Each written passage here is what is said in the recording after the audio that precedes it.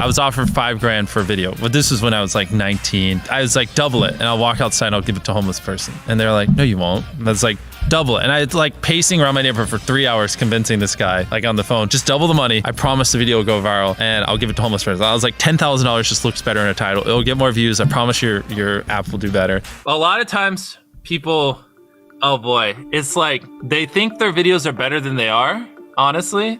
And that tell them, Jimmy, tell them. I mean, they do that, and they have horrible friend groups because you really are like the type of YouTubers you hang around. It's getting people with the right YouTuber friend group that aren't pussies and will actually tell them when their content's bad and like actually roast it and help them get better in a nice, positive way. Basically what I did was I've somehow found these other like 4 lunatics. 3 of us were college dropouts. One was a high school dropout, and one, I don't know, he just like quit his job. We were all super small YouTubers, and we basically talked every day for 1,000 days in a row and did nothing but just like hyper study, like what makes a good video, what makes a good thumbnail, what's good pacing, like how to go viral. We would just get on Skype every morning, and like some days like I'd get on Skype at 7 a.m. and I'd be in the call until like 10 p.m. and then I'd go to bed, I'd wake up and I'd do it again. We'd do things like take 1,000 thumbnails and see if like there's a correlation to the brightness of the thumbnail to how many views it got. Imagine a world where it's just you working solo and you work 12 hours a day every day for like a year. And you're just grinding, you make a mistake, you learn from it, you grind, you make a mistake, you learn from it, and you do that for like a year.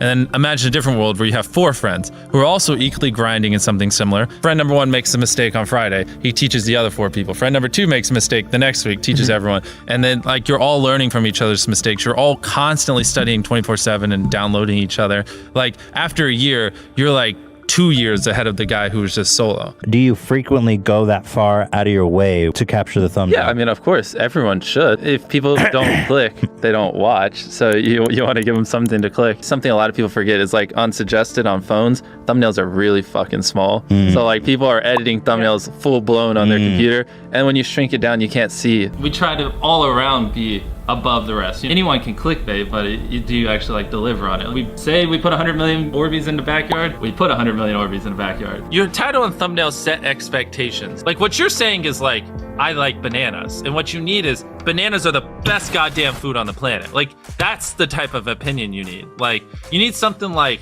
how to get 100 million views on YouTube, or not even that, that's not strong enough. You need something that makes people go, what the fuck? What the fuck did he say in that video? What the fuck?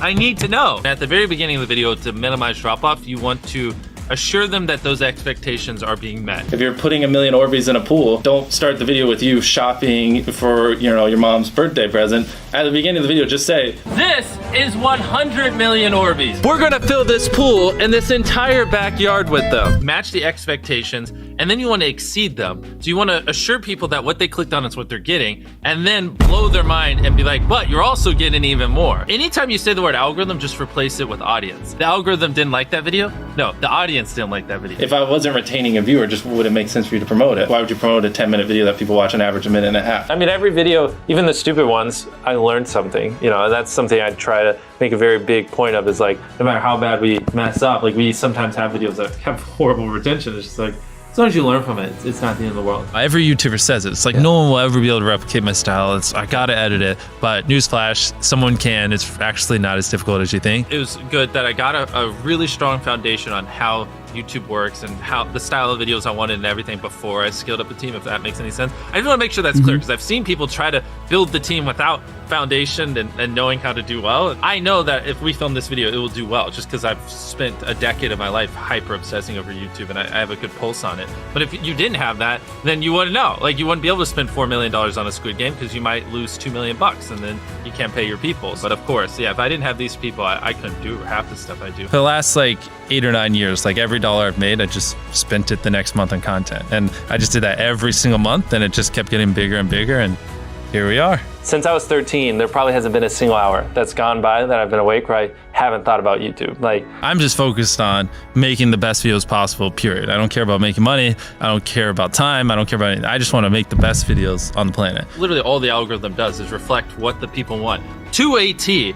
And if you deny that, you just make terrible videos and are trying to find a scapegoat. We do our videos in other languages as well. If you Google it, it's like only, whatever, less than 10% of the world speaks English. So 90% of the world can't even enjoy your your content. And when I realized that, I was like, wait a minute. 90% of the world can't even watch this stuff. Like, we just started doing this like 6 months ago, and it's crazy like how viral some of these videos are going. 51 million. In Spanish, the guy who does my dubs is the same guy who dubs Spider-Man. We managed to convince him. So a lot of those comments are like, why does he sound like Spider-Man? Or is MrBeast Spider-Man? To me, what's important is click-through rate, getting people to click on your video, and then average view duration, average view percentage, or just relative retention, and having them watch it. A lot of creators think click-through rate is just like the title and thumbnail and did they click it, but a lot of it too is, did they enjoy your last video? Because if someone watches a video of yours and they loved it, you can bet the next time you're recommended, their chance of clicking is a lot higher. Sometimes we're filming for 3 or 4 days, like 10 hours a day,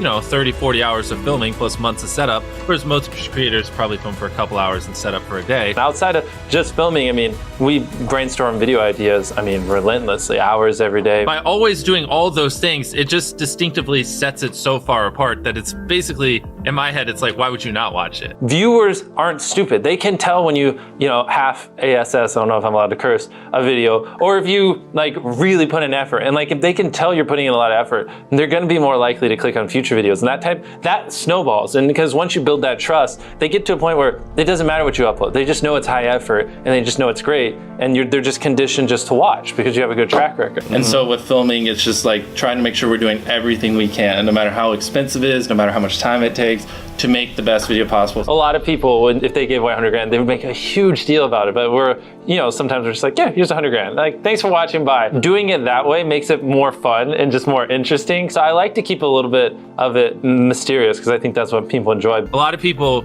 aren't willing to put in 10 hours days because they don't like what they're doing. So it's finding what they enjoy, because it is like a long grind. You're doing for years, not months. So if you don't enjoy it, then you're gonna burn out. I just had the blessing of finding what I loved at a young age. So because to get to this level, it takes, a decade. Most people don't find what they love till their young 20s. So they'd be where I'm at in their 30s. Yeah. I just lucked out and found it when I was really young. Living your life chasing a nicer car and a bigger and bigger box to live in is kind of a dumb way to go about life. I actually, funny enough, I lived in a super below average home. And I kind of learned why famous people don't live in below average homes, because someone broke in, stole everything I owned. So I had to get a little nicer house for security reasons. But before I was robbed, my place is a little duplex, $700 a month. You get a roommate's $360 split. People think just because you go for views means you can't have fun, but you can pull views and you can have fun, which is what we purposely try to do. If you're not doing something that's just inherently fun to you, you're just quit. Just give up. You gotta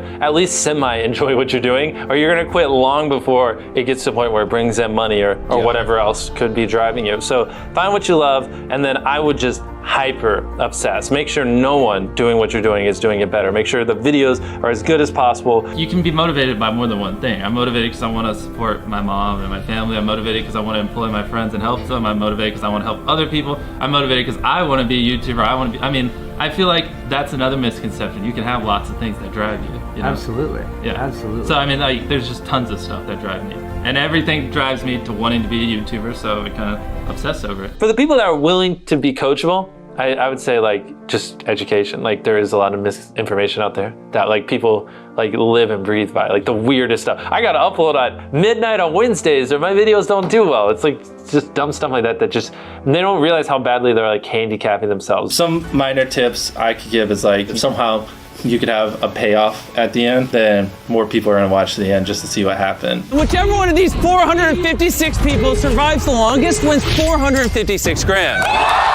Cut out all dull moments, try not to over-explain things. If a camera just sits on me and I'm just talking for 20 seconds, it doesn't hold retention as well as, maybe me talking and other footage popping up. It's much easier to get 5 million views on one video than 50,000 views on 100 videos. It takes way less effort to get 5 million views on one video. Back then, which I think small YouTubers should do, is I would reply to every single comment. Yeah. And so I think a few people caught on that I would always reply. And so some people would just be like, I wonder how long it'll take for him to reply. So that was a lot of my comments when I was smaller, but at least it kept him coming back. In your analytics, and most of you probably know this, audience retention. You can see where people click off. Just literally go through your last 50 videos, write down where everyone clicked off, and then just don't do those things again. To get more views on a video, you shouldn't study the algorithm. You should just study what the fuck people want to watch. And if you make a video people want to watch and pace it well and have a good story. How do you study what people want to watch? So then it's just getting into human psychology. What are the things that they're currently interested in? What are things that just typically work? Like we like building connections to humans, or go study a Pixar film. You'll learn more studying that than you will like some of the biggest YouTube channels.